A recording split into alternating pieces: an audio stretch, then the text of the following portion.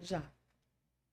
Olá, nosso podcast no ar, programa Sabe as Mulheres, trazendo sempre tema relevante, um tema que com certeza vai trazer conhecimento para você que está nos assistindo. E eu te convido a assistir até o final esse programa, porque tem muita informação importante.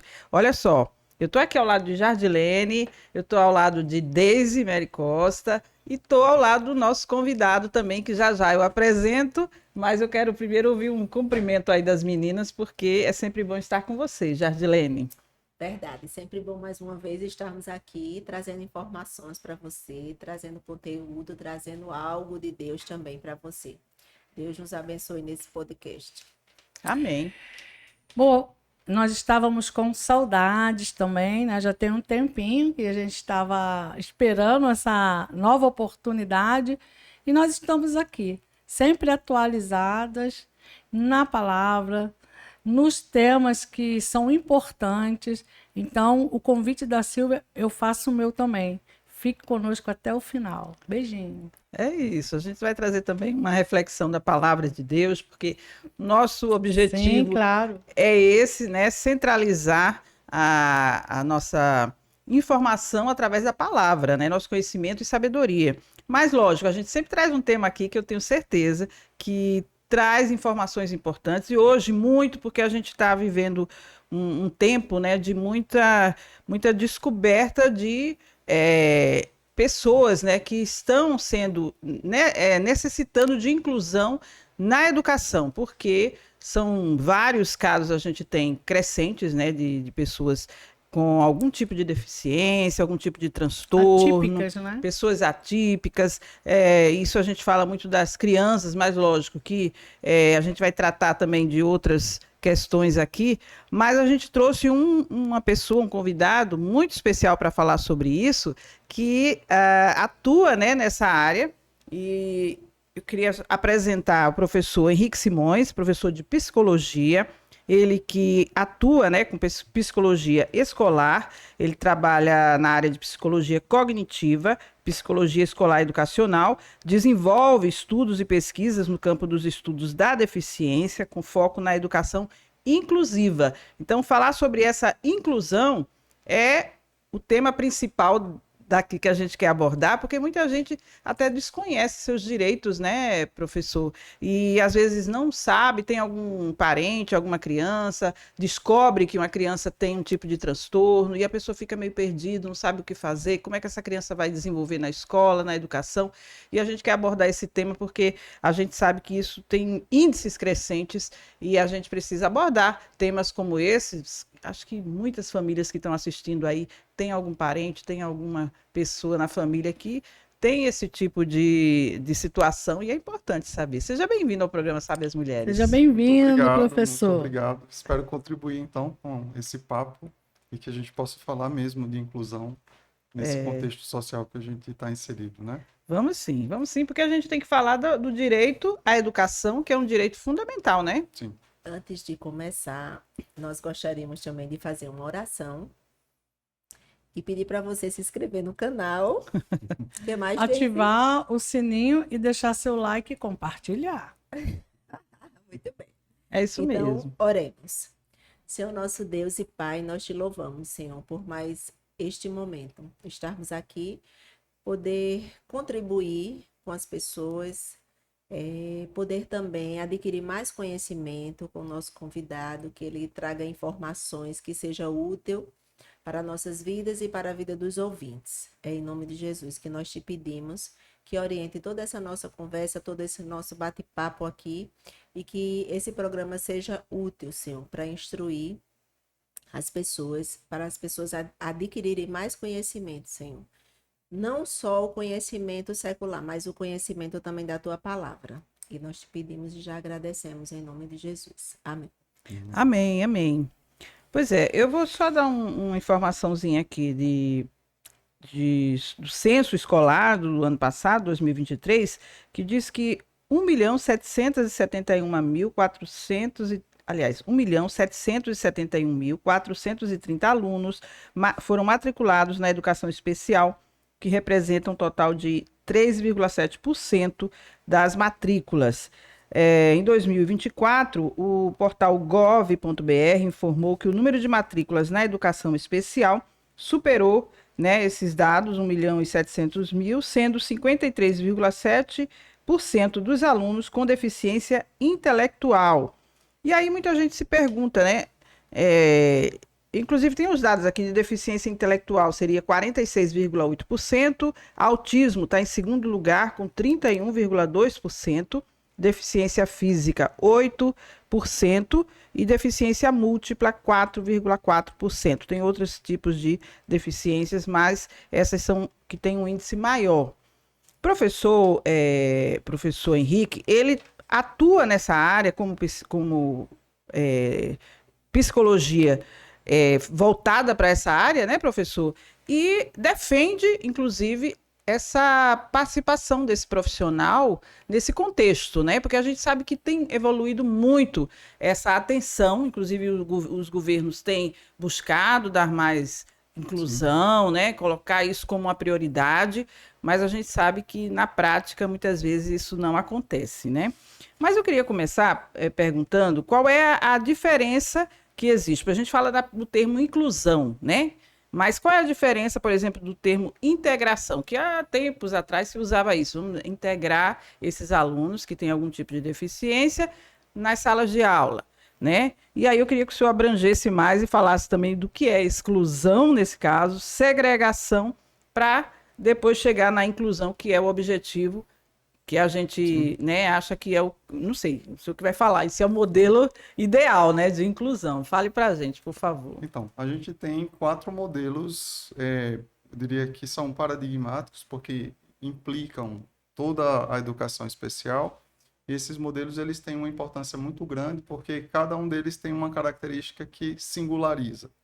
Então, para começar com a exclusão é o modelo que não dá acesso algum às pessoas com deficiência à educação formal.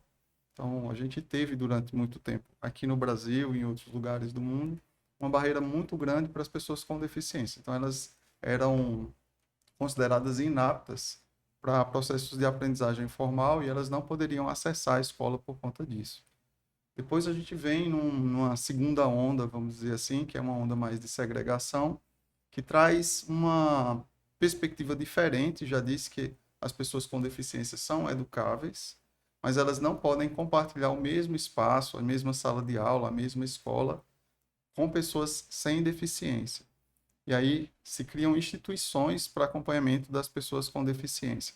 É a mesma época, por exemplo, que se criam os manicômios, os leprosários, com essas instituições de separação social das pessoas com deficiência, de marginalização, mas não só por via da exclusão, por via também da separação, e em geral eram instituições que funcionavam como espécie de internato. Posteriormente, já na década de 70, começa a haver um movimento no sentido de que as pessoas com deficiência elas possam ter acesso às escolas regulares.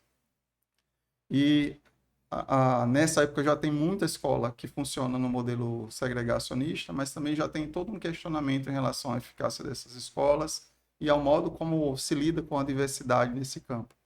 E aí abre-se espaço na escola regular para as pessoas com deficiência e, a depender do grau da deficiência e do desempenho individual, o sujeito poderia ou participar, por exemplo, de uma atividade social na escola, de uma classe especial ou mesmo da classe regular, mas nenhuma metodologia, nenhuma estrutura didática seria adaptada do currículo, seria adaptada ao indivíduo. Posteriormente, especialmente a partir da década de 1990, a gente começa um outro modelo, que é o modelo de educação inclusiva, em que se valoriza a diversidade e a diferença. E a gente começa a olhar não só para as limitações das pessoas com deficiência, mas principalmente para as potencialidades dessas pessoas. E aí muda a política no sentido de incluir essas pessoas na escola regular, na sala de aula regular e de fazer adaptações curriculares, adaptações didáticas, adaptações arquitetônicas, para que essas pessoas tenham acesso livre à escola regular. Então, o enfoque inclusivo é esse, é que as pessoas, na sua diversidade, no caso, na diversidade intelectual, na diversidade física, na diversidade sensorial, elas possam participar com outras pessoas do mesmo espaço e serem assistidas nesse contexto, nesse espaço de sala de aula comum, de sala de aula regular.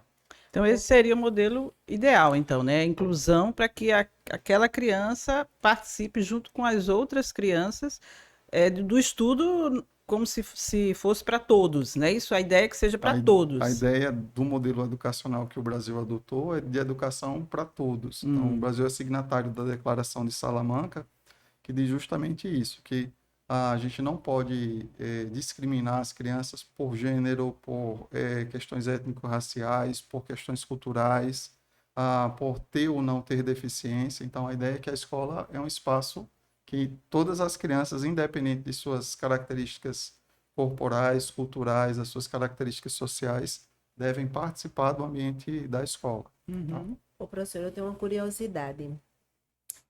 A criança que tiver uma deficiência mental, ela tem um acompanhamento especial para que ela acompanhe aquela turma? Ou, assim, eu tive um exemplo, eu estudei, acho, na sexta série, nós tínhamos um colega de sala de aula que, assim, hoje eu entendo, ele não tinha um desenvolvimento cognitivo, mas, assim, ele também não tinha nenhum acompanhamento que o ajudasse a acompanhar a turma. Então, assim, ele participava da turma, mas assim, ele não evoluía no conhecimento e a gente via que também não tinha nenhum, assim, um professor, alguém que o acompanhasse e o ajudasse nas atividades, naquilo em que ele tinha mais dificuldade. Sim. Hoje Acho que existe era um projeto integração nesse caso, nesse né? sentido. Existe legalmente. Aí, do ponto de vista legal, a nossa Constituição garante, tá, que essa pessoa tem acesso à escola e que tem um tipo de acompanhamento que a gente chama de acompanhamento especializado para dar suporte também a ele em sala de aula. Mas veja assim, primeiro, o lugar mais importante de qualquer inclusão é a sala de aula regular. Então, essas pessoas elas não podem ser privadas do acesso à sala de aula regular. E junto desse acesso à sala de aula regular, elas devem ter um serviço de suporte, que a gente chama atendimento educacional especializado, em um lugar específico, que chama sala de recursos multifuncionais, e tem um plano de desenvolvimento individual. Então, esse plano de desenvolvimento individual é que vai promover, vamos dizer assim, condições para que o que está ocorrendo na sala de aula e o que está ocorrendo no acompanhamento individual possa convergir para o desenvolvimento dessa criança. Tá? Não significa, por exemplo, se for uma deficiência intelectual mais grave, que ela vai seguir os mesmos moldes, por exemplo, do currículo da sala comum, mas ela vai se beneficiar de alguma forma daquele currículo. Agora, eu já vi casos, assim, fazendo reportagens, tempos atrás, de pais que denunciavam, por exemplo, que na escola não aceitava o filho que tinha algum tipo de deficiência, porque as pessoas não estavam, os profissionais aqui não estão preparados para dar suporte, né? E aí eu queria saber o que é que mudou nisso. Isso acho que não foi faz tanto tempo assim, não, mas eu já vi casos em que as escolas às vezes recusavam o aluno. Hoje pode recusar, Ainda ainda hoje existe há casos. casos, mas não pode recusar, tá? A Lei Brasileira de Inclusão, ou o Estatuto da Pessoa com Deficiência, que é o mesmo documento, ele diz categoricamente que não se pode recusar matrículas de pessoas com deficiência, tá? Mas como é que Isso a é classificado escola... como discriminação contra a pessoa Certo. com deficiência. As escolas são obrigadas a receber essas pessoas e o poder público é obrigado a capacitar os profissionais que estão na escola para atender essas crianças. Então, Essa é a questão. O poder público tem capacitado esses professores para. Isso, Porque às vezes o projeto é bom, mas a aplicação, né, quando chega na prática, assim, alguém se dedicar mais nesse aprendizado, se ele tem algum incentivo para ter aquela capacitação para lidar com necessidades especiais, ou se vai ser igual a todos os outros professores, porque às vezes não estimula o professor a se capacitar, porque ele vai ficar, né, igual ao outro professor e infelizmente a gente sabe que se não houver uma forma de incentivo até financeiro, é mais difícil as pessoas quererem passar sim. para um próximo então, nível. eu também conheço a minha cunhada, ela é professora e colocaram duas crianças com deficiência visual e dentro da sala de aula dela, e ela não sabia o que fazer, mas aceitaram, né? Teve que aceitar, sem ter o material adequado, né? Tudo em Então, braille, né? e uma pessoa também ali, né? Uhum. Então a gente pensa tudo isso. Há pouco tempo, uma mãe me falou que uma escola particular, o filho dela tem déficit de atenção, ele às vezes tem que ser contido, ele às vezes fica agressivo, e a escola particular falou para ela: leva ele para casa, a gente manda as tarefas dele em casa. Não queria aceitar ele Ou seja, na sala, excluindo, né? exclusão, né?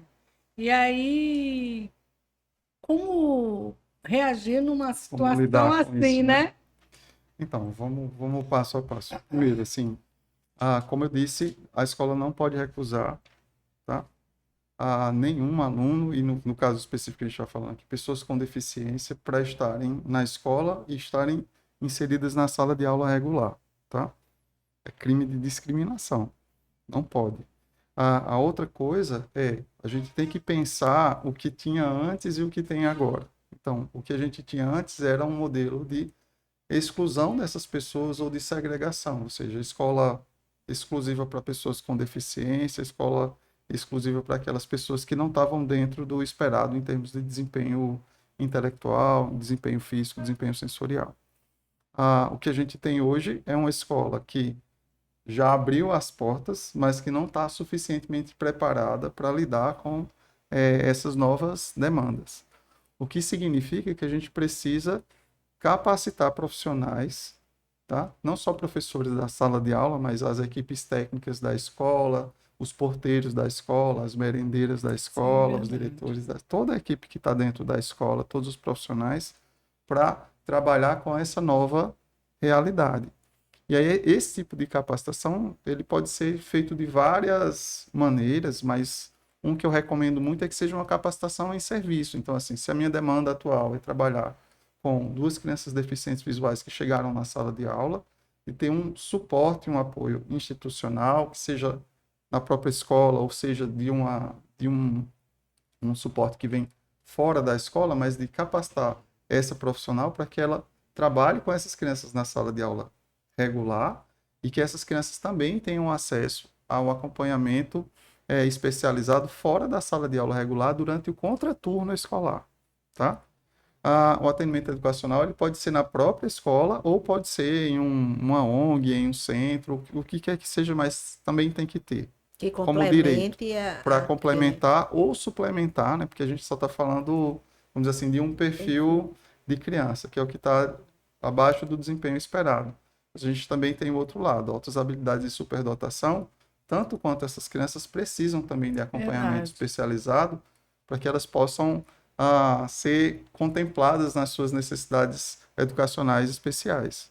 Então a gente precisa dos dois, complemento e suplemento, fora da sala de aula comum, mas sempre com foco na sala de aula comum. Então, a inclusão, o primeiro, vamos dizer assim, aspecto, o mais importante aspecto da inclusão é a sala de aula comum, não é o serviço de apoio, tá? Mas tem que ter, e é importante que essa demanda chegue às escolas, porque senão a gente fica pensando assim, como nunca chegou, então os profissionais nunca vão ter a demanda e nunca vão se capacitar. A ideia é que a gente possa, de fato, cada vez mais ter espaços nas escolas para que os profissionais aumentem a demanda de capacitação e que eles procurem soluções também que não são simples, não são fáceis. A gente muitas vezes não teve acesso durante o percurso de formação a essas técnicas, a essas metodologias, ao modo de representar também a deficiência, representar os transtornos, e aí tem muita dificuldade para lidar com eles porque acha que não consegue lidar no ambiente da sala de aula comum. Nesse meio de deficiência, transtorno, também existe crianças superdotadas, Sim, não é? sim. Que às vezes tem um QI acima da média. Também existe algum plano de aproveitamento dessas crianças na... Tem uma política também para crianças com superdotação e altas habilidades, né? A gente não tem mais um modelo que é só baseado no teste de QI, que no caso seria o quociente de inteligência acima da média. A gente tem várias outras habilidades que são, por exemplo, desde habilidades Música, né? com Outras. música, com artes, com desempenho físico, por exemplo, um garoto que joga muito bem futebol. Então, isso tudo está dentro do rol das Projeto. altas habilidades. A gente tem, mas ainda é uma política muito incipiente. Então, aqui no Limitada. Brasil, quem é a referência, assim, em termos de estudos nessa área, é o pessoal da UNB, da Universidade de Brasília. Então, mas aqui na Paraíba, a gente tem, por exemplo, um serviço muito bom também na FUNAD de acompanhamento a crianças com altas habilidades e superdotação. Uhum. Agora a gente tem que falar também do papel dos pais, né, professor? Porque às vezes os pais colocam o filho, matriculam um filho numa escola assim, e exige que a escola tenha, né, esse suporte, mas às vezes o pai ou a mãe também não estão acompanhando isso. Eu acho até que é importante esse papel do psicólogo nesse contexto, porque inclui também como é que os pais devem, né, agir no caso como esse cuidado que eles devem ter, por exemplo, em casa ou no acompanhamento do ensino desses estudantes, desses alunos, porque é importante, acho que é conjunto, né? Como você Isso. falou mesmo, é desde o porteiro da escola, né, a merendeira, o diretor, tudo, tem que haver um conjunto. E os pais também não podem ficar de fora nessa situação, né? Eles são essenciais, né? Porque quando a gente está Aham. pensando em educação, especialmente educação escolar, a participação dos pais na vida escolar da criança é muito importante. Então, assim, quando é uma criança com deficiência ou uma criança com algum transtorno de aprendizagem, mais importante ainda. Aí o que a gente precisa pensar é como é que toda a escola, no sentido dos profissionais da escola, a professora que acompanha a criança mais diretamente, os pais, pessoas que convivem com a criança, elas podem ser incluídas nesse plano de desenvolvimento individual e se orientarem para metas de desenvolvimento da criança. Então, se os pais não se engajarem, é muito pouco provável que só o trabalho da escola dê resultados, vamos dizer assim, de desenvolvimento que sejam bons para a criança. Uhum. A gente tem uma realidade que é a escola privada e outra realidade que é a escola pública. A gente não pode negar que são muitas deficiências.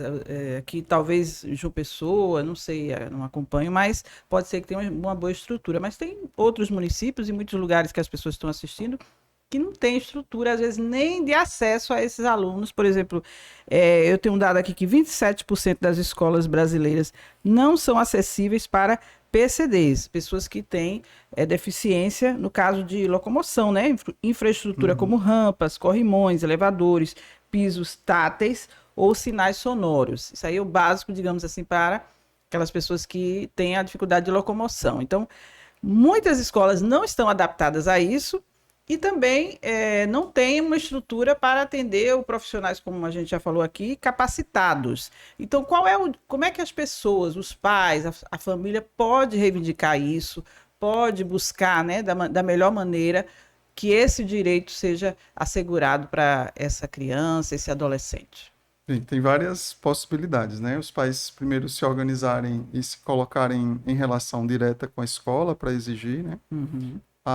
Pode acessar o Ministério Público, que também geralmente é quem atende essas demandas, e pode ter também toda uma organização que vai além dessas instituições e cria uma comunidade de pais, por exemplo, ou de pessoas com deficiência que se mobilizam para conseguir fazer valer o seu direito. Então, assim, Uhum. do ponto de vista legal, tá, a gente tem legislações muito importantes aqui no Brasil. A gente tem uma convenção que chama Convenção sobre as Pessoas com Deficiência, que é importantíssima internacionalmente e que o Brasil é signatário. É a única convenção aqui no Brasil que tem valor de texto constitucional. E a gente tem o Estatuto da Pessoa com Deficiência. Então, são duas legislações, eu diria, muito importantes de referência em termos de direitos das pessoas com deficiência. E em ambas estão os direitos educacionais, então estão contempladas. A questão é fazer valer o que já está na lei. Uhum. A gente também tem boas políticas em termos de educação inclusiva aqui no Brasil. O modelo que a gente tem está dentro de uma política que chama Política de Educação Especial na perspectiva da educação inclusiva, que também é muito completa. Então, assim, são instrumentos que a gente pode utilizar para exigir o direito que já estar garantido legalmente e para fazer uma mudança nesses cenários. Agora, sim, a acessibilidade arquitetônica ela é importantíssima, tá? Mas a grande acessibilidade, a acessibilidade mais central para a gente falar de inclusão é a acessibilidade atitudinal. Então, a gente precisa rever o modo como nós representamos as pessoas com deficiência, o modo como nós entendemos as pessoas com deficiência. Sim. E o modo como nós convivemos com as pessoas com deficiência. Porque a grande barreira, em geral, é a barreira interacional. É um ser humano que tem preconceito, que discrimina a pessoa com deficiência, que rejeita a pessoa com deficiência.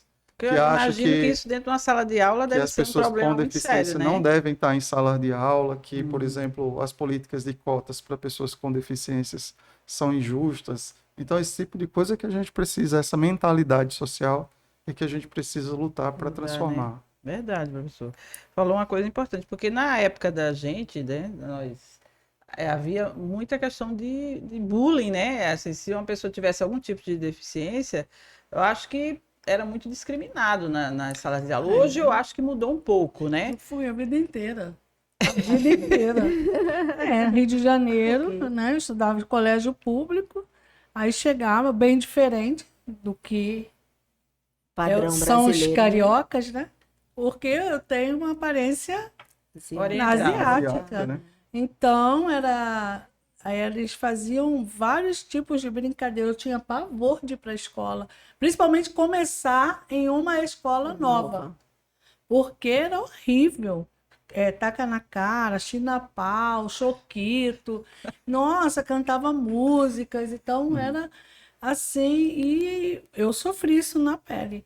Mas eu não me lembro, na minha infância, de ter visto nenhuma criança atípica dentro de sala de aula. Acho que era muito raro, mas quando tinha, com certeza sofria, né? Sofria, as pessoas tinham... Eu estudei um ano apenas com um rapaz que ele tinha, né, uma deficiência mental, era bem nítido. E, assim, aquilo me entristecia muito, porque nós tínhamos uma colega em sala de aula que eu não sei se ele achava bonita, ele gostava dela, assim, de fazer coisas por ela, e ela zombava muito dele, né? Aquilo era assim, uma cena deplorável. Eu me lembro dessa época, isso ficou muito marcado. E ele morava lá, até hoje ele mora lá no bairro, assim, às vezes ainda vejo ele passar. E eu vejo que ela em especial, essa colega, ela discriminava muito, assim, mas ela zombava, sabe? Ela dizia, faz isso assim pra mim. Aí ele fazia porque ele gostava dela. E aí ela tirava algumas brincadeiras que, assim, não eram adequadas, realmente. Eu acredito, apesar de, assim, aluno sempre vai ter, né, aquela discriminação, aquela brincadeira. Mas eu acho que hoje, com o esclarecimento que se tem, eu acho que já é melhor a situação do que, assim, há 20 anos atrás, 30 anos atrás. Eu acho que era bem pior. As pessoas não se sentem tão autorizadas para fazer isso, né?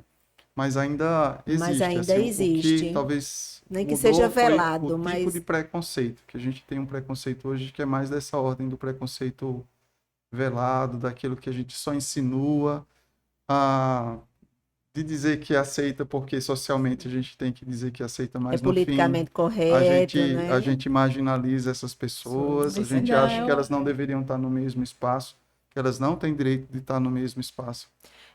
Com outras crianças, por exemplo, ou com jovens, adolescentes. Então, isso ainda ocorre. É verdade. E quando Silvia perguntou, aí eu estava me lembrando aqui, às vezes os próprios pais, eles não sabem nem que eles têm o direito, né, de lutar pelos filhos, de exigir o que já está na lei, né? Porque a realidade é que não existe, assim, ainda um aparato que dê essa execução à legalidade, à lei que já existe. E às vezes a barreira é tão grande que eles preferem manter a criança ou o adolescente em casa para não ter todo esse aborrecimento, né, de ter que enfrentar essa visão aí também que é importante. O meu filho mais velho, ele era diagnosticado com TDAH. Eu notei que ele, desde pequeno, ele era muito hiperativo, assim, ele pulava muito, ele achava videogame de cabeça para baixo, era uma coisa, assim, fora do comum. Então, assim, eu comecei a ler aquela Ana Beatriz, né, uma psiquiatra que a gente Uhum. tem, brasileira, Mentes Inquietas, que já foi me orientado por uma professora dele, porque ele entrava em sala de aula com 5 anos e a sala dele tinha duas portas. Então, assim, ele ficava, ele disse, olha, 5, 10 minutos eu consigo no máximo, assim, a atenção dele, e ele já pegou tudo que eu passar. Mas aí o coleguinha não pegou. Então, como ele já pegou, ele não tem mais interesse, ele vai brincar. E mesmo em escolas particulares, eles não tinham, assim, como lidar com essa criança Como desse jeito. controlar, no Então, caso, assim, né? ele depois de 10 minutos, ele fugia pro parquinho, porque a professora ia cuidar Hum. das outras crianças. Então, para ele não era mais interessante estar ali. Uma vez eu perguntei até assim, meu filho, por que você está saindo da sala de aula? Eles têm duas portas. Então, são duas oportunidades, né, para ele sair. Então, assim, se o professor passasse uma questão de gaveta para ganhar um ponto, era dele. Mas não fazia atividade de classe, de casa, só tirava nota boa nas provas, porque aí quando vinha para casa eu ia estudar, eu sempre estudava com ele para todas as provas, mas assim, teve ano dele ficar na final até da educação artística. Ele nunca foi aprovado, terminou com 16 anos. Mas era Um nesse desafio nível, grande, né? era um É. desafio muito grande por É, conta disso, por imagino. conta de a escola não estar preparada de pegar esse aluno que tem essa hiperatividade, que não consegue se concentrar, e por um tempo ele tomou ainda a Ritalina, mas não fazia bem a ele. Ele às vezes passava mal, tinha Uhum. que ligar, eu ia buscá-lo na escola, eu digo, eu vou tirar, eu mesmo tirei. Então, assim, se não faz bem a ele, não tem. Realmente deu uma centrada que na reunião de pais e mestres, não sei o que a senhora fez com esse menino. Ele é outro menino. Mas Os agora, professores quando disseram. o Mas não fazia bem a profissional ele o remédio. quando o profissional ele é capacitado, o trabalho dele é maravilhoso. O meu neto foi diagnosticado, né, com autismo e sofria bullying na escola. Aí os pais tiraram, passaram para outra escola e já estava ocorrendo as mesmas coisas dentro da sala de aula. Mas a professora, a psicopedagoga, que eu até acredito que Deus colocou ela ali, na vida do meu neto. Ela chamou os pais, conversou, minha filha, meu genro. Nós corremos atrás do que ela indicou e ela fez um trabalho dentro da escola com ele, que de excluído, de sofredor de bullying, ele ficou artista da escola, como músico, Aham. tudo era ele. Ela incluiu ele com amor, com sabedoria. E hoje ele é outra pessoa na escola. Então a gente vê o trabalho de bons profissionais capacitados, gabaritados para isso, né? E descobrir o Ela viu, potencial, né, justamente, desses ela viu o alunos. potencial dele, ela viu, ela chamou a nossa atenção, viu o que ele estava passando e através dela a gente também começamos a correr um caminho assim maravilhoso com ele. Então hoje ele tem prazer de ir para a escola, assim, de estar na escola. E hoje ele é inteirado, ele tem amigos, ele sabe. Então, puxa vida, o profissional preparado, ele também vai fazer toda a diferença Diferença. na vida do aluno. Uhum. Mas os pais também, contrapartida, que se preocupam e segue tudo aquilo, né, que o profissional, que ela falou para eles, terapia, psicólogo, tudo isso ele está fazendo e ele está tendo um avanço assim, né? Então os pais também são importantes, né? São muito importantes e é muito importante também assim uma abertura para que, caso seja necessário, a criança tenha um acompanhamento por outros profissionais. Então, muitas vezes os pais não querem levar no psicólogo, na psicóloga, não querem levar É, na fono, quando é o caso, na TO. Então, a limita negação, né? muito a possibilidade da criança de lidar com as dificuldades que ela enfrenta na escola por conta do preconceito dos próprios pais. Então, É Verdade. assim, eu verdade. conheço pessoas que dizem, não, eu nunca vou levar o meu filho no psicólogo, na psicóloga, porque ele não precisa, mas o grau de sofrimento que a criança está vivenciando Bem maior. na atividade regular da escola é muito grande Verdade. e acaba comprometendo o desempenho acadêmico da criança, acaba comprometendo as relações sociais, a criança vira alvo de bullying.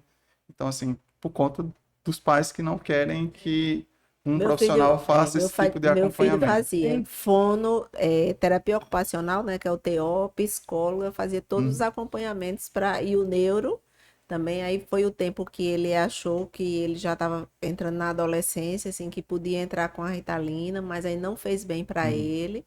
Aí pronto, aí suspendi essa Ritalina e depois aí ele terminou com 16 anos, entrou na universidade. Na universidade ele teve outra história com o estudo, porque até o ensino médio ele não era uma luta mesmo, mas quando entrou na faculdade, assim, ele não perdia disciplina, ele foi fazer um curso que ele gostava, que era educação física, que tá muito a ver com você, porque era o agito, e aí terminou assim no tempo mínimo, né? Hoje é profissional de educação física.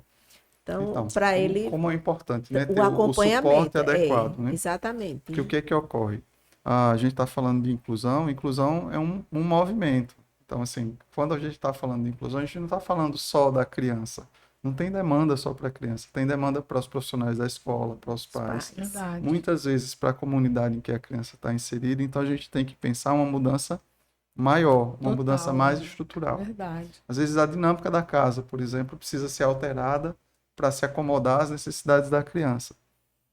Se a gente tem essa perspectiva, a gente não vai, por exemplo, culpabilizar a escola, culpabilizar o professor, mas a gente vai tentar arrumar aliados para trabalhar essas Para demandas, essas melhorar a vida da necessidades. criança que tem aquela Isso. necessidade, né? Porque o que a gente muitas vezes tem também, assim, os pais dizem, não, o problema é a escola que não sabe lidar com a criança. De fato, às vezes não sabe lidar.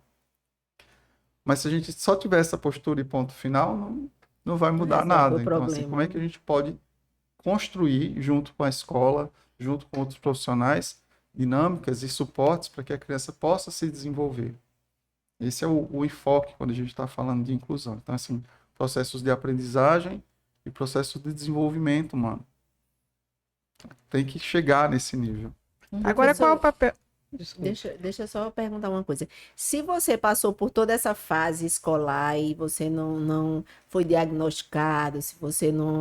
E hoje você é um adulto, e aí você vê falar sobre isso hoje, e aí você diz assim: eu acho que eu tinha isso aqui, por isso que eu não evoluí tanto. Então, assim, para a fase adulta, existe alguma Existem, política pública do governo? agora nesse Existe? momento, tá muito comum, tá? Diagnóstico tardio, por exemplo, de autismo, de TDAH, de dislexia. E é muito comum as pessoas começarem, porque aparece muito mais na mídia, na internet. Tem blogs Informação, né? falando só sobre Até a gente isso. que convivia com pessoas em sala de aula que dizia Isso. assim, aquela pessoa, eu acho que ela Sei que você tinha. está apontando para mim. Mas, Mas não tem pessoas que você estudou no... Eu já estou até querendo fazer uma análise. mas é muito comum agora, assim, as pessoas se reconhecerem, né, nesses perfis. O que eu recomendo é que procure um profissional, caso ache que é necessário fazer um diagnóstico. Agora, só procure um profissional se você considera que esse seu funcionamento compromete o seu desempenho no trabalho, na família, na sociedade. Caso contrário, Continue. siga sendo quem Não, você é. eu tenho meu irmão mais novo do que eu. Ele, assim, ele tem muita vontade de fazer um curso superior. Mas, olha, ele teve problema na vida dele educacional toda, assim, de estudo e tudo mais. E mamãe tinha muito problema, assim. Ele é só 1 ano e 3 meses mais novo do que eu, né? Então o pessoal dizia, é seu irmão? Quer dizer, eu gostava de estudar, só tirava notas boas, ele era reprovado. Mas eu acho que ele tem alguma dislexia, alguma coisa assim. E até hoje ele tem vontade de fazer um curso superior. Mas a gente vê que ele não consegue. Então, assim, eu acho que uma pessoa dessa valeria a pena ele procurar Isso, procurar um profissional que profissional possa que- auxiliá-lo a saber exatamente o que é que está comprometido no funcionamento, tá? Mas assim, a gente tem outra realidade também na universidade hoje, felizmente, né? A gente tem uma política de acessibilidade para as pessoas com deficiência que tem impactado muito o contexto da universidade. Então, a gente tem núcleos de acessibilidade para que pessoas com deficiência, pessoas com autismo, pessoas com algum tipo de transtorno de aprendizagem, elas possam estudar na universidade e não só ter acesso, mas permanência e sucesso durante o período que estão cursando alguma graduação, alguma pós-graduação. E ele é uma pessoa assim altamente inteligente, outras habilidades, né? Hoje ele é um profissional, um excelente profissional, onde ele chega, ele se destaca, porque ele tem método, ele chega assim, um superior dele chama, eu quero isso. Ele já está todo pronto no seu e-mail. Então, assim, ele é uma pessoa eficiente naquilo que ele faz, mas, assim, na questão de estudar, ele não conseguiu avançar. E, assim, ele demonstra que ele tem interesse de fazer aquilo e que, né, a gente vê que não sai do canto. Então, era Isso. nesse sentido que eu queria saber se ainda se tem, né? Tem dois caminhos, assim. Um caminho que é mais o caminho do diagnóstico médico e tem o outro caminho que vem com a Declaração de Salamanca, que é trabalhar com essa perspectiva de necessidades educacionais específicas. Então, ao invés de se centrar exclusivamente no diagnóstico, a escola ou a instituição educacional se centra nas necessidades educacionais de cada sujeito e parte dessas necessidades educacionais para fazer o plano de desenvolvimento do sujeito. E aí, não necessariamente, por exemplo, ele precisa saber o que é que ele tem, mas ter um suporte para acompanhá-lo ao longo do período de estudos.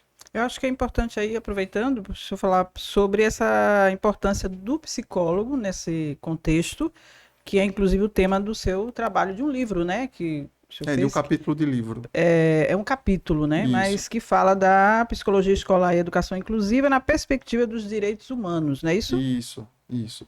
Então, aqui em João Pessoa a gente tem um cenário muito diverso das demais cidades do país, porque o psicólogo ele está inserido na rede pública municipal, também em alguns casos na rede pública estadual, e isso impacta também a rede privada de ensino, e quase que todas as escolas aqui de João Pessoa têm profissionais de psicologia. Então, isso eu diria que é uma vantagem muito grande em relação a outras cidades. E a proposta que está nesse capítulo é de pensar como é que o psicólogo ou a psicóloga eles podem se inserir nesse contexto de educação inclusiva e que conhecimentos da psicologia podem ser utilizados para mediar essa relação do aluno com o processo de aprendizagem. Então, a nossa proposta é que tenha essa visão mais global da atividade educacional e o psicólogo possa atuar, e também que tenha uma perspectiva mais específica direcionada à criança, que aí pode ser um profissional da escola ou um profissional de apoio que não necessariamente está na escola, mas para auxiliar nesse diálogo entre a demanda da criança, a necessidade educacional da criança e o sistema escolar em que ela está inserida. Certo, a gente vai dar só uma pausa, depois eu volto a falar com você, professor, para a gente ouvir uma palavra direcionada a você, uma reflexão da palavra, e a gente tem uma convidada hoje, né? Hoje nós estamos floridos aqui. Cá, Patrícia Ribeiro. Hoje a Deise vai dar um descanso ali bem rapidinho, porque hoje a Patrícia Ribeiro está aqui com a gente. É uma mulher de Deus e que sempre que participa, já participou na rádio do programa e que sempre traz uma palavra viva e eficaz. Já recebeu na TV, né? Exatamente. Amém. Para puxar um pouquinho o microfone para você, vai ficar mais próximo. Ok? Isso. Para o som Então, ficar melhor. abra seu coração, preste atenção a partir de agora, para você ficar, além do conhecimento, né, que se fala, a sabedoria que vem da parte de Deus. Fica à Amém. vontade, Patrícia. Primeiramente, quero agradecer. É bom, né? Conhecimento, né? Foi muito boa a entrevista. E agora, um momento também muito importante, que é o conhecimento sobre a palavra de Deus, né? E eu quero falar aqui no Evangelho de Mateus, capítulo 11, versículo 28, onde Jesus diz: Venham a mim todos vocês que estão cansados e sobrecarregados, e eu os aliviarei. Tomem sobre vocês o meu jugo e aprendam de mim, porque sou manso e humilde de coração. E vocês acharão descanso para a sua alma, porque o meu jugo é suave e o meu fardo é leve. Primeiramente, o contexto desse versículo, né, quando você vai ler todo o capítulo 11, né, o contexto desse versículo, Jesus ele está falando sobre a questão do pecado. A gente sabe muito bem que os fariseus tinham muito essa questão da lei, obedecer à lei, e ainda colocava mais fardo sobre a lei, né? Onde tem uma passagem que Jesus diz: vocês colocam tanto fardo que nem vocês conseguem empurrar com o dedo midinho e quer que os outros pratiquem. Então o povo vivia cansado dessa questão da lei e que ninguém, obviamente, cumpria a lei, né? Porque todos nós somos pecadores e quem feriu a lei em um ponto, feriu em todos os pontos, né?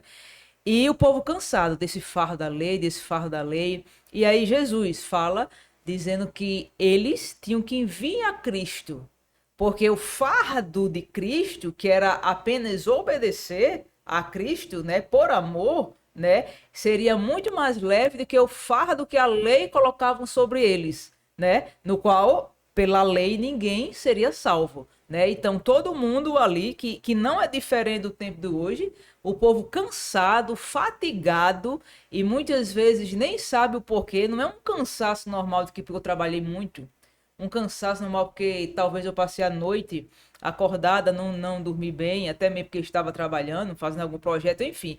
É um cansaço pior da face da terra, que é o cansaço espiritual, né? A morte espiritual, né? Que leva o homem à condenação eterna. Então, esse cansaço de viver no mundo, na prática do pecado, né? Onde você não tem a paz que excede a todo entendimento, você não tem a alegria na sua alma, você não tem a verdadeira felicidade, porque realmente, se você procurar nesse mundo aqui, né, sempre vai ter algo que vai lhe trazer insatisfação, né? Injustiças como essa que nós falamos aqui de crianças, né? Que querem ter, os seus pais querem que ela tenha acesso à educação, mas não tem. Injustiça social, né? Então, diante da sociedade, do mundo que jaz de maligno, há um cansaço de viver nesse mundo cheio de pecado, né? E nós também, com a natureza pecaminosa, que também pecamos. E aí isso sobrecarrega. E esse fardo do pecado, a gente não consegue carregar, né? E graças a Deus, né, que Deus enviou o seu único filho por amor de nós para levar esse fardo, né? Deus jogou todo o fardo do pecado, a ira, né, dele em Cristo Jesus, porque se jogasse nós estávamos mortos, né? Então, eu gosto muito de fazer uma metáfora assim. As carretas, né? As carretas, elas têm caminhão, carro, enfim, até bicicleta, ela tem uma capacidade máxima de peso a ser transportado. E sabemos muito bem que nas rodovias, né, para os caminhões passar, as carretas, para passar com peso não além do permitido, tem a balança, né? E que se a carreta fica ali e vê se realmente ela está com peso correto. A gente sabe que na prática às vezes passa, né? Mas o que é que acarreta uma carreta? A gente pensa que é besteira. Ah, por quê? Tá um pezinho a mais. Se uma carreta ou um caminhão estiver com peso a mais do que suporta, numa freada ela não vai frear rápido. Numa curva ela pode virar. Então nós, como quando estamos levando o peso do pecado, que nós não conseguimos livrar-nos, é só Jesus. Qual é o salário do pecado? A morte. Então, há caminhos que para o homem parecem perfeitos, mas que levam o final deles. Então, o caminho do pecado, que muitas vezes é atrativo, como Eva, né? Encheu os olhos de Eva, né? O fruto proibido, né? E como a palavra diz, a concupiscência da carne, dos olhos, aquilo que nos atrai, porque pecado atrai, senão a gente não caía, né? Então, aquilo que parece ser atrativo é morte, né? E a maior doença da humanidade, né? O maior peso da humanidade, o maior cansaço é exatamente o pecado. E esse fardo, só quem pode nos tirar é Jesus. E ele diz, né? Aprenda de mim. Não aprenda dos fariseus, não aprenda da religiosidade, não aprenda da doutrina errada. Aprenda de mim, que sou manso e humilde. O meu jugo é suave e o meu fardo é leve. O jugo, como todo mundo sabe, é aquela madeira, né, que coloca em cima dos bois para ele andar o quê? Lado a lado, né? Então, quando a gente está com Jesus, por isso Cristo diz, sede meus discípulos, né? Porque ser discípulo é o quê? Imitar a Cristo, né? Por isso a palavra cristão, o Brasil é considerado um país cristão, mas no significado Aurélio, daquele que acredita em Deus. Mas ser cristão foi dito lá em Antioquia pela primeira vez, quando Jesus morreu, ressuscitou e subiu aos céus. Quando o discípulo de Cristo, quando o povo da época da igreja primitiva olhavam o discípulo de Cristo, né, e viam, tá ali um cristão, um pequeno Cristo, aquele que imita verdadeiramente Jesus Cristo, né? Então, ser discípulo de Cristo é andar lado a lado, em paralelo, né? Ali, sendo imitador de Cristo, né? Então, esse é o jugo, é você andar de acordo com os princípios de Cristo, né? Porque os fariseus, todo sacerdote tinha um que ele ensinava, né? E aquele sacerdote que ele ensinava o seu futuro sacerdote, né? Ele, o aprendiz, né? Andava lado a lado para aprender. E aqui Jesus está dizendo, olha, vocês têm que aprender de mim e não desses fariseus. Né? Vocês têm que aprender de mim, que sou manso e humilde. E os fariseus, a gente sabe que eram tudo orgulhosos porque se achavam salvos por causa, eram descendentes de Abraão, né? Se achavam salvos por causa disso, né? Então, o que eu quero dizer para todos que estão assistindo esse podcast, que vão a Jesus, que Jesus, ele perdoa todos os seus pecados. A paz que você não sente, com Jesus você pode sentir. A alegria que você não sente, com Cristo você sente. A felicidade que você já buscou em tantas coisas, só Cristo vai te dar, né? E o fardo que você sente da vida, né? Cristo também, ele está te pedindo. Vamos fazer essa troca? Eu aposto que você não vai se arrepender ao fazer essa troca, né? Então, que em nome de Jesus, que essa palavra, que o Espírito Santo possa penetrar mais ainda no seu coração, em nome de Jesus. Amém, Amém. com certeza. Amém, amém, amém. Olha, só lembrando que a Patrícia, as pessoas que quiserem te conhecer mais, podem ir na sua rede social. Patrícia é capelã, né? Atua na capelania hospitalar E prisional. É um trabalho muito importante, muito bonito. A gente já falou, inclusive, sobre isso. E seja sempre bem-vinda para Amém. trazer sempre uma mensagem. É muito bom estar com Amém. você. As pessoas podem te encontrar como nas redes sociais, Patrícia? Meu Instagram é @Pati Epaminondas. Pati com Y, se não Com me Y. engano, né? Epaminondas, sobrenome do pai. Ah, ok.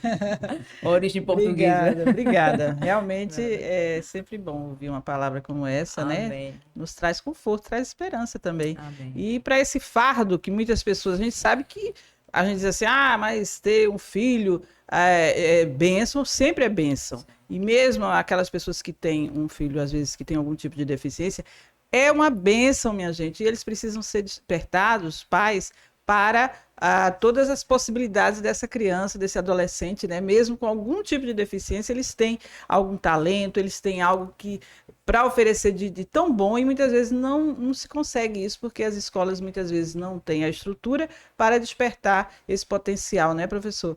Então, antes de terminar, Deise quer dar um tchauzinho também para cá, vem para cá também, pode ficar até juntinho. E professor também falar de como as pessoas podem lhe encontrar, inclusive você que está assistindo.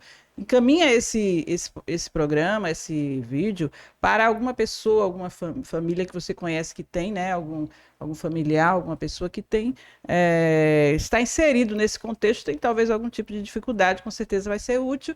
E quem quiser localizar o professor também, só para saber mais sobre esse trabalho dele, voltado para a psicologia inclusiva, fala um pouquinho para a gente. Vai ter um desafio, quem quiser me encontrar.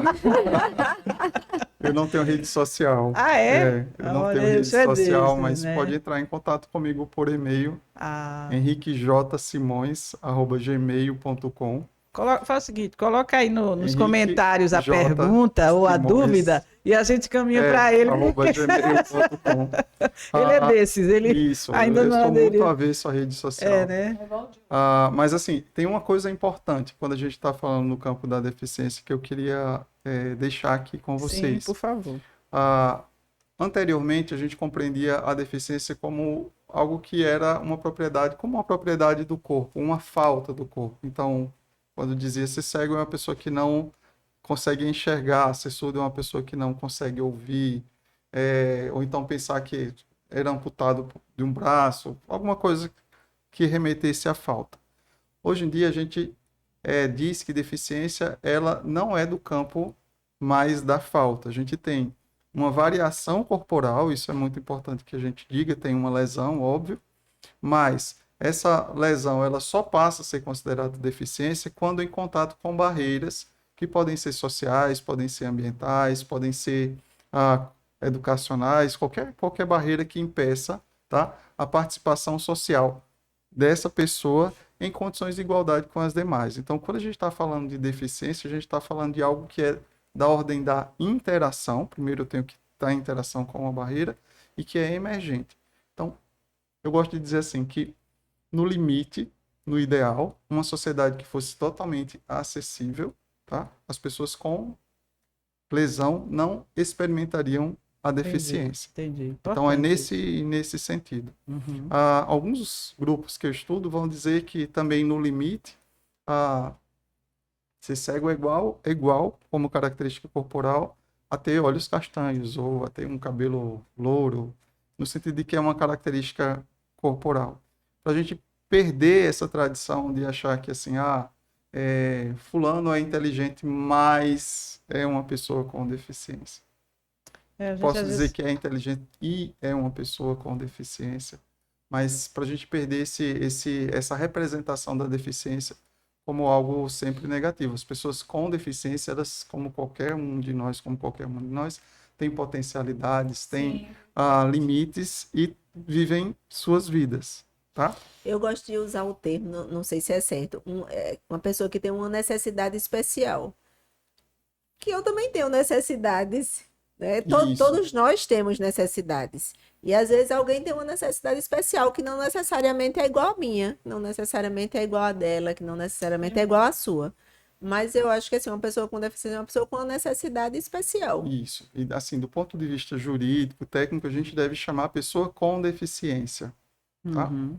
Que é o nome que comumente a gente utiliza. Porque às vezes a gente diz, é uma criança especial, ou é uma criança típica, como forma de eufemismo para não falar da deficiência. É uma pessoa com deficiência, uma pessoa surda, uma pessoa cega, nesse sentido. Mas é muito importante que a gente tenha essa leitura da deficiência como uma variação.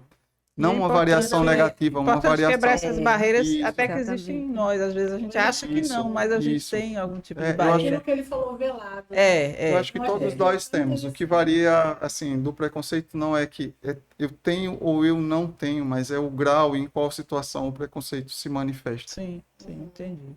Lição para nós. Muito obrigada, viu, professor? Eu que Por agradeço. essas informações, tenho certeza que muita gente aí foi alimentado com essas informações e também espiritualmente através da palavra da Patrícia. Deise, quer falar alguma coisa? Quer dar um tchauzinho? Não, só até breve. E compartilhem, gente, compartilhem. Ative Pra o sininho. E deixem o like. Se inscreva. Nós de volta, né, aqui nesse estúdio aqui, por sinal, né, que vocês Sim, notam um pouco a maravilhoso. diferença. A gente voltou ao estúdio, mas é sempre um prazer estar conectados com vocês e até a próxima, se Deus assim permitir. Grande abraço para vocês. Ah. Sabe as mulheres.